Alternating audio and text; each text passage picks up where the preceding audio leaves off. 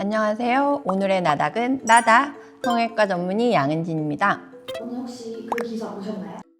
이세영 성형 부작용 고백 가슴 필러 1,000만 원 들여 다 오, 가슴 필러를 하셨었구나. 부딪히셔가지고 왼쪽 필러가 터지셔서 등 뒤로까지 필러가 많이 퍼져 있어서 이제 빨리 제거를 하셔야겠다 마음이 들어가지고 재수술을 하셨군요. 어머, 고생 많이 하셨겠네요.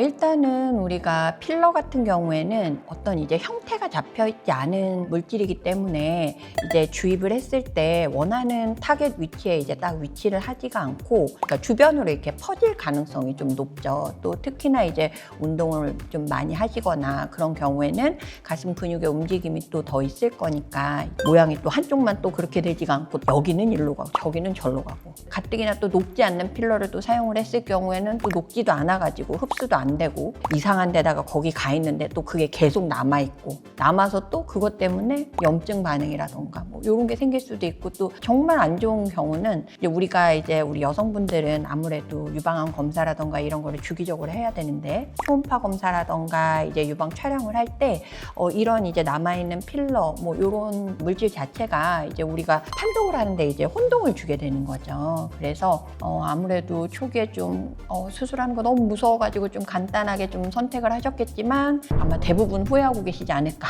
생각하고 있습니다. 우리 몸에 들어가는 다 이물질들은 몸 안에 들어가면 다 이제 우리 몸은 그 이물질에 대항해서 막을 만들어요. 그게 이제 피막인 건데, 이제 우리 뭐 가슴 보형물 수술해도 피막이 생기거든요.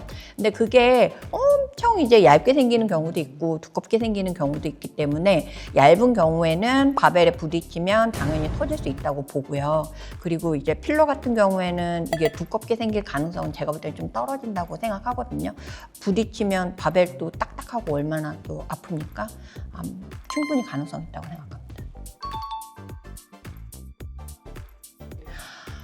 이게 방치를 하게 되면 아까도 우리가 얘기를 했지만 필러는 어떤 형태가 있는 게 아니잖아요. 그러니까 우리가 원하지 않은 방향에 뭐 위치에다가 흘러갈 수가 있는 거예요. 그러니까 아까 이세영님 기사에도 봤지만 뭐 등까지 갔다고 막 이런 얘기가 나와 있었잖아요. 마찬가지로 이제 그렇게 원하지 않는 위치에 필러가 갈 수가 있게 됩니다. 그리고 이제 혹시나 이제 그게 흘러가다가 어떤 이제 피부 얇은 부위를 좀 발견을 했다. 그러면 이제 거기로 이제 이게 튀어나온다거나 염증도 생기고 그 주변 조직 괴사도 생길 수가 있고 그렇습니다. 네. 지방 이식은 아무래도 이제 자가 조직이잖아요. 그러다 보니까 이제 우리 몸에서 흡수될 거 흡수되고 생착될 거 생착되기 때문에 면역 반응이라던가 뭔가 이상 반응에 대해서 이제 이물질보다는 훨씬 안전하다. 이제 염증 발생 가능성이나 뭐 그런 게 훨씬 낮다고 보셔도 될 것 같아요. 그런데 이제 지방 이식 같은 경우도 우리가 뭐 흡수될 거 흡수되고 뭐 생착될 거 생착된다 하더라도 전체적으로 이제 다 산다고 볼 수도 없고, 정말 그야말로 볼륨만을 위해서 대용량으로 하게 되면 지방종 아니면 그 오일 시스트 같은 거, 석회화 뭐 이런 거 가능성도 올라가고, 그러다 보면 이제 필러랑 마찬가지로 우리가 유방암 뭐 검진할 때라던가 이제 뭐 오판독 할 수 있는 가능성도 있고 하기 때문에, 지방 이식 같은 경우는 이제 우리가 좀 아쉬운 부분 이제 보형물 하면서 같이 이제 살짝 보완하는 정도로 하시는 거는 괜찮다고 생각합니다. 전 안 합니다.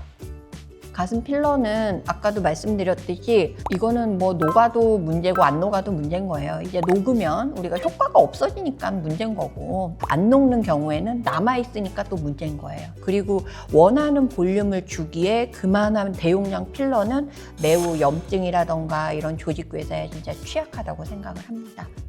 녹는 필러는 나중에 녹아서 없어지는 거니까 안전한 거 아닐까요?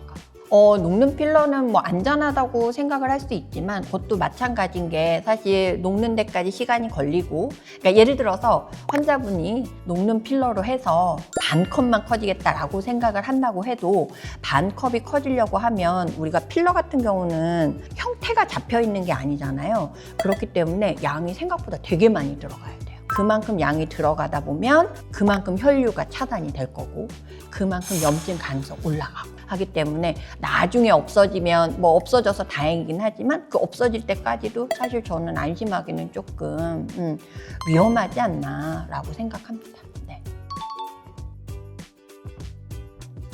이거는 진짜 필러 종류에 따라 녹는 필러라면 이제 그 녹이는 약물을 이용해서 최대한 주입을 해가지고 녹이고 아니면 이제 녹지 않는 필러의 경우에는 초음파로 이제 수술 전에 그 필러의 위치 다 파악해서 여기도 이제 다 제거해서 긁어내고 저기도 열어서 긁어내고 그러면 피 철철 나고 힘든 수술이거든요. 환자분도 그렇고 저희 의사들에게도 힘든 수술이기 때문에 필러는 좀 가급적 안 하는 게 맞는 게 아닌가 생각합니다.